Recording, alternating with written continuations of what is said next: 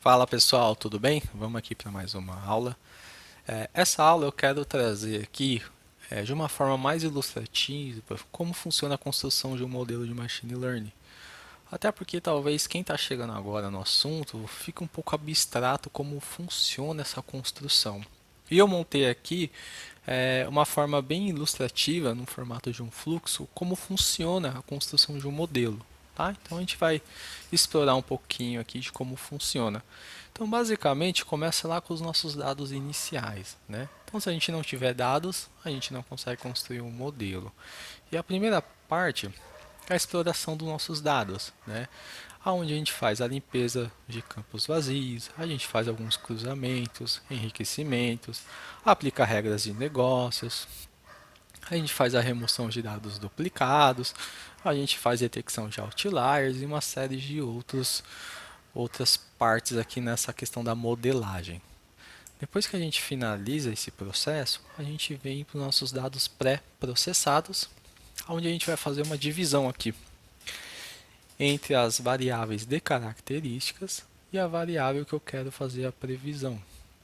O que seriam essas variáveis de característica? Eu vou fazer uma analogia aqui que a gente tem uma base de dados de cachorros, né? Então, eu quero prever qual que é a raça do cachorro.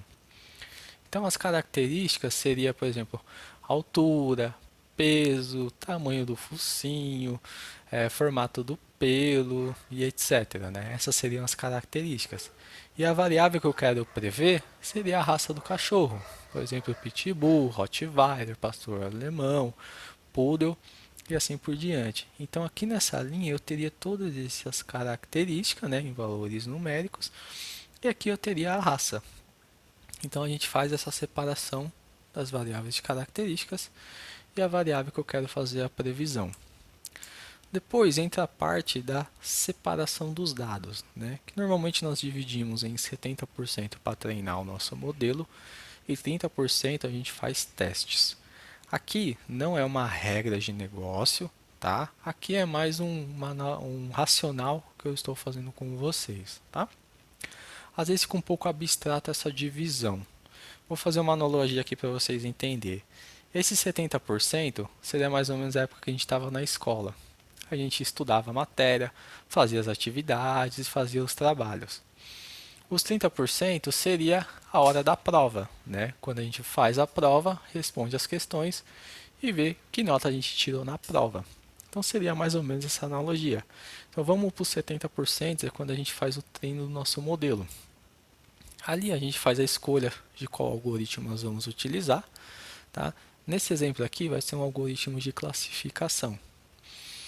Mas você também pode ter outros algoritmos, tem algoritmos de regressão, de clusterização, tá? Que eu só vou trazer um para o nosso exemplo. Depois que a gente escolhe o nosso algoritmo, a gente pode aplicar alguns ajustes, né? Que a gente pode mexer ali em alguma coisa dentro do aprendizado. Depois a gente faz aqui a seleção de algumas variáveis relevantes, porque pode acontecer de você ter várias variáveis de característica, mas apenas algumas realmente são relevantes. E depois disso a gente está aqui com o nosso modelo treinado. Né? Depois que eu treinei o modelo com esse 70%, eu vou pegar lá aqueles 30% que eu deixei separado, que eu não usei, e vou testar ele. Né? Na nossa analogia, vamos fazer a prova. E depois que a gente faz essa prova, a gente vai medir qual que foi a assertividade dele. Né? E aqui eu só coloquei para exemplificar, tá? Mas lógico, aqui vai muito do modelo que você está treinando. Eu coloquei aqui que, por exemplo, nesse nosso caso, a gente precisaria ter uma preferência aqui acima de 70%, 75%, né, de assertividade. Vale ressaltar que os modelos normalmente eles não acertam 100%, tá? Uma acurácia boa, boa assim aceitável, de 70 a 80, de 80 a 90, excelente, mais do que isso, o modelo está, eu acho que quase perfeito, tá? Não é uma regra, mas assim é mais um racional para vocês poderem entender mais ou menos como funciona, tá? E depois que a gente tem esses dados já testados, a gente pode passar as novas entradas de característica.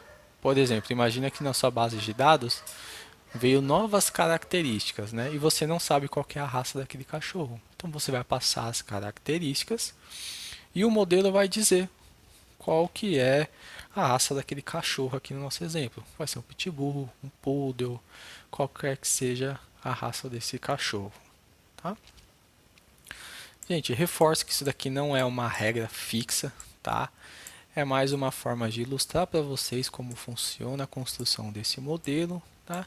E criar também aí na mente de vocês esse formato de fluxo, que aí quando a gente entrar nas aulas para fazer a construção, a gente vai seguir muito próximo do que está sendo esse fluxo, tá bom? Agradeço, tá bom? E a gente se vê aí no